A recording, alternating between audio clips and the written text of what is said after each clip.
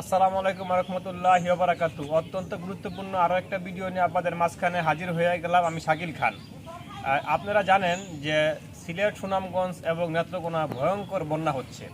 তো আপনারা জানেন যে কিছুদিন আগে আমি নেত্রকোনাতে ছিলাম, নেত্রকোনা ঘাইখুড়ি ফকিরা বাজার এলাকাতে। ওইখানকার বন্যার পরিস্থিতিগুলি আপনাদেরকে আমি ক্ষণে ক্ষণে দেখাইছি। তো এখন আমি যে জায়গার ভিতরে আছি এটা হচ্ছে গিয়ে আপনার নেত্রকোনা কলমাকান্দা থানা।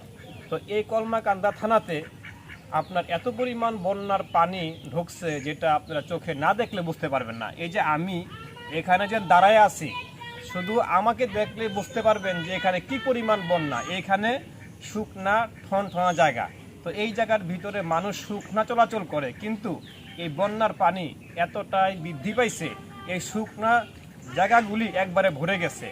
আমার দেখতে পাচ্ছেন প্রায় মাজাপুরির মতন পানি, ঠিক আছে। চতুর্দিকে গাছপালা সব তলায় গেছে।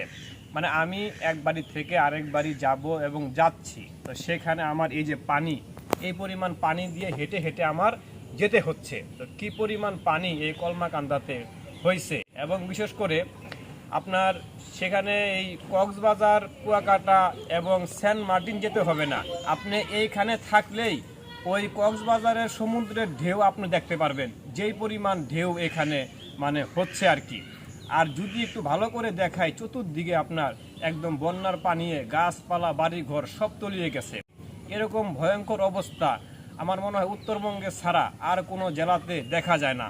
এবং বন্যা হইলে এখানকার মানুষ কতটা কষ্টে থাকে, যদি আপনারা নিশ্চয়কে এখানে না আসেন তাহলে দেখতে পারবেন না।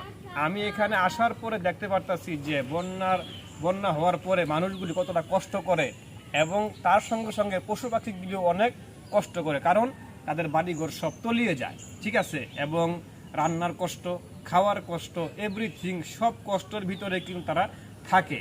এবং এক জায়গা থেকে যে আরেক জায়গায় পার হবে বা যাবে সেটারও কোনো ব্যবস্থা নাই। যদি একটু আপনারা খেয়াল করেন ভিডিওটা, দেখবেন চতুর্দিকে শুধু পানি আর পানি, কোনো কুল কিনারা নাই। এবং বাড়ি ঘরের আনাচে কানাচে চিপায় চাপায় সব জায়গায় শুধু পানি আর পানি, ঠিক আছে।